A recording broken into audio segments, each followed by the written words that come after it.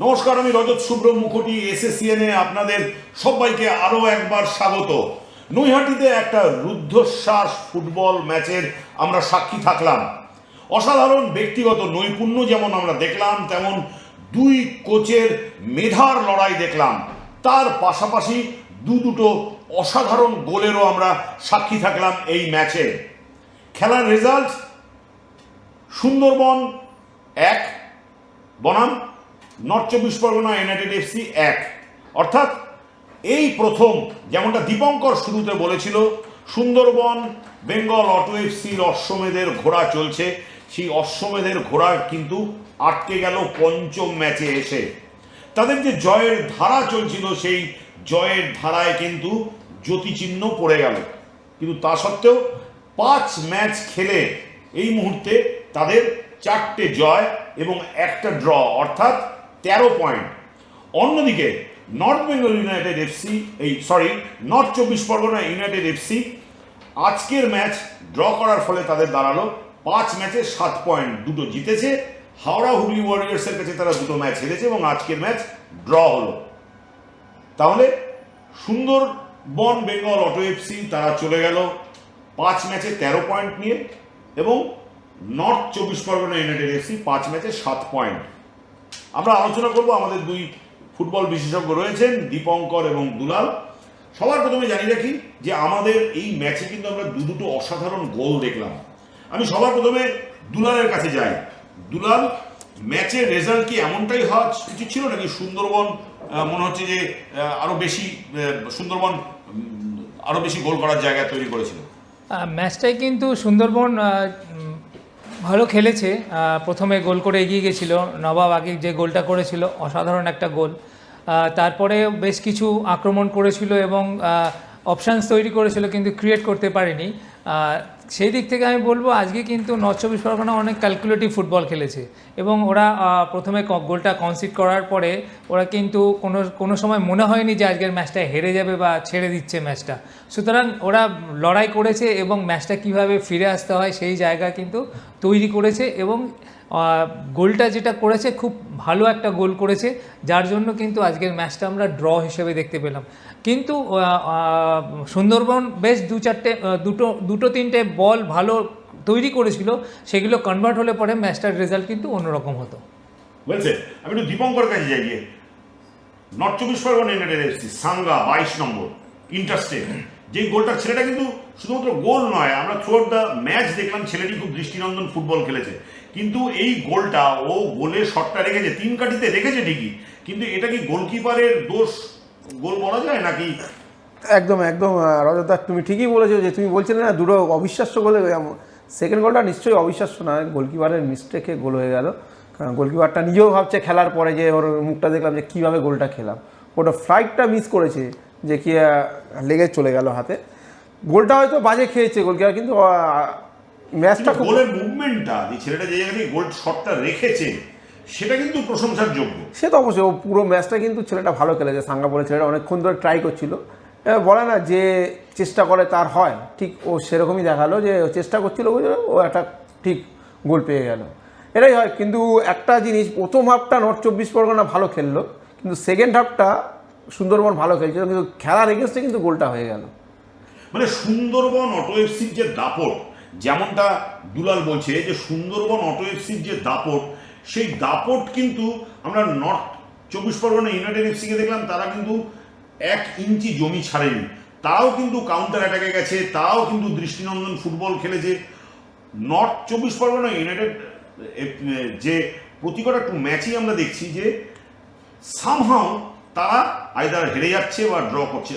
তাদের প্রবলেমটা ঠিক কোন জায়গাটায় হচ্ছে? এত একটা ভালো টিম এবং লাল কমলের মতো কোচ, সিলি মিস্টেকে অনেকগুলো গোল হয়ে গেছে। এটা যেরকম মাঝ থেকে গোল হয়ে গেছে, এটা ভাবতেই পারিনি ওরা যে এই গোলটা হবে। যে গোলটা করে অবিশ্বাস্য গোল করেছে, তার জন্য গোলটা হয়ে গেছে। কিন্তু আদারওয়াইজ কিন্তু ওদের ডিফেন্স খুব ভালো খেলেছে। অঙ্কন বোর্ডের ছেলেটা তোমার 23 নম্বর জার্সি, ও খুব কিন্তু ভালো খেললো আজকে। ওর জন্য হয়তো অনেক কিছু আটকে গেছে। ওদের স্টপার যে স্ট্রাইকারটা নেমেছিল এডমন্ডো, ও কিন্তু বেশি জায়গা দেয়নি। নর্থ চব্বিশ পরগনা তারও খেমরাম খুব ভালো খেলেছে ফুটবল। ওদের হয়তো গোল কনভার্ট করতে পারিনি সেরকম, কিন্তু মোটামুটি টিমটা খেলেছে ভালো। ঠিক আছে, এটা দুলালের কাছে আকিব নবাব। আমরা আজকে দেখলাম যে প্রথম থেকে রিচমন্ডকে মেহতাব খেলালো না, রিচমন্ড নামার পর কিন্তু সুন্দরবনকে আমরা দেখতে পেলাম যে অনেক বেশি আক্রমণাত্মক ফুটবল খেলছে। এই স্ট্র্যাটেজিতে তুমি কিভাবে দেখছো? এবং আরেকটা প্রশ্ন, আকিব নবাবকে কেমন লাগলো? অ্যাকচুয়ালি যদি তুমি বলো আকিব নবাবের খেলাটা, ও লাস্ট যে 4টে ম্যাচ খেলেছে, ও কিন্তু প্রত্যেকটা ম্যাচেই কিন্তু দৃষ্টি আকর্ষণ করেছে প্রত্যেকের, এবং খুব ভালো ফুটবল খেলছে। কিন্তু আজকের ম্যাচটায় যেহেতু রিচমন্ড ছিল না, সেই কারণে কিন্তু ওকে ম্যান মার্কিং করে নেওয়ার জন্য ও ফার্স্ট হাফটায় সেইভাবে কিছু করতে পারছিল না। কিন্তু যে রিচমন্ড নামার পরে ও কিন্তু অনেকটা ফ্রি হয়ে গেল, কারণ যেহেতু রিচমন্ড এবং তোমার ইয়েকে দুজনকে ধরার, এক্স্যাক্ট, এবং সেই জায়গাটা কিন্তু ও কাজে লাগালো। কিভাবে? ও মাঝমাঠে নিজের জায়গাটাকে সুইচ করে মাঝমাঠে চলে গেল, ওখান থেকে বলটাকে রিসিভ করে যেভাবে ও দুটো প্লেয়ারকে ডজ করে বেরিয়ে এসে যে কি বলবো, এগুলোকে বলে হঠাৎ করে একটা কি গোল করা, যেটা একটা প্লেয়ার জানতে হবে কখন ছাড়বো বলটা, কখন মারবো, এবং এই বল, এবং খুব বুদ্ধিদীপ্তভাবে গোলের শটটা নিয়েছিল। মানে গ্রাউন্ডে শটটা ছিল বলে কিন্তু গোলকিপারের পক্ষে কোনো স্কোপই হয়নি বলটাকে সেভ করার। সুতরাং আজকের ম্যাচটায় ওই নবাব আকিব, রাইট, ও মানে খুব ভালো ফুটবল খেলছে, এবং আমার মনে হয় আগামী দিনে আরও বড় জায়গায় খেলার মতন নিজেকে প্রতিষ্ঠিত করবে। আমরা যদি দুটো দলের এই যাবো টুর্নামেন্টে পারফরমেন্স দেখি দীপঙ্কর, তাহলে এই নিয়ে 8টা গোল করলো সুন্দরবন অটো এফসি, এবং এই 8টা গোলের মধ্যে 4টে গোল রিচমন্ডের করা, 3টে গোল আকিব নবাবের করা, আর 1টা গোল অন্য একজন করেছে, রফিক। সেই জায়গায় দাঁড়িয়ে তৌফিক, সরি। সো এই যে 8টা গোলের মধ্যে 7টা গোলই কিন্তু ওদের মেন দুটো প্লেয়ার করছে। গোল খেয়েছে তারা 3টে। তার মানে দেখা যাচ্ছে যে এই টিমটা কি দুটো প্লেয়ার নির্ভর, এবং তার পাশাপাশি এদের ডিফেন্স থেকেই এই টুর্নামেন্টের সেরা ডিফেন্স, মাত্র 3টে গোল হজম করেছে। না দেখো, দুজন যে খেলছে প্লেয়ার এরকম ব্যাপার নাই, কারণ এখন ফুটবলটা এখন টোটাল টিম গেম। যদি ওদেরকে পাস কেউ না করে, ওরা গোল করবে কোথা থেকে? এখন টোটালটা আগে যেরকম খেলতো, বাইচুং গোল করতো, ব্যারাটো গোল করতো, তাদেরকে কি সে কি একা নির্ভর খেলতো? কিন্তু ওদের পাস দিত বলে তো এরা গোল করতো না। তাই জন্য টিম, পুরো টিমটা খেলছে বলে ওরা গোল পাচ্ছে। ডিফেন্স অবশ্যই ডিফেন্স অসাধারণ করছে ওরা, ডিফেন্স, ওই জন্য তো কত কম গোল খেয়েছে।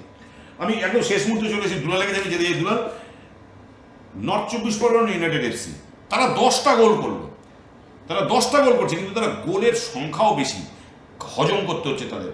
তার মানে কি লালকমল ভৌমিককে টুর্নামেন্টে টিকে থাকার জন্য শেষটা ডিফেন্সের উপর কাজ করতে হবে? অবভিয়াসলি এটা একটা খুব ভালো সিগন্যাল নয় যে গোল করছি কিন্তু গোল কনসিড করে যাচ্ছি।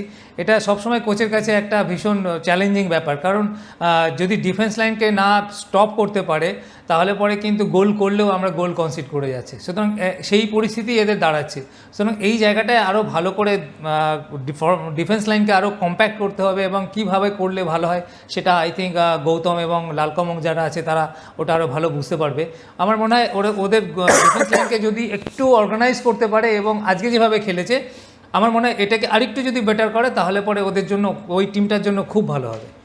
আমরা কথা বললাম দুই বিশেষজ্ঞের সঙ্গে, একটা অসাধারণ ম্যাচ আমরা আজকে দেখলাম, এবং যেই ম্যাচের ফলাফল 1-1, 19টা ম্যাচ হয়ে গেল, এবং এই সময় দাঁড়িয়ে বেঙ্গল সুপার লিগ যা ইতিমধ্যেই গোটা বাংলা জুড়ে একটা আলোড়ন তৈরি করে দিয়েছে, এবং তাতে যেটা দেখা যাচ্ছে যে প্রথম 4-এ থাকার লড়াইয়ে সুন্দরবনের অশ্বমেধের ঘোড়া আজকে আটকে গেল ঠিকই, কিন্তু তারা কিন্তু ইতিমধ্যে প্রথম 4-এ থাকার লড়াইয়ে অনেকটা এগিয়ে আছে।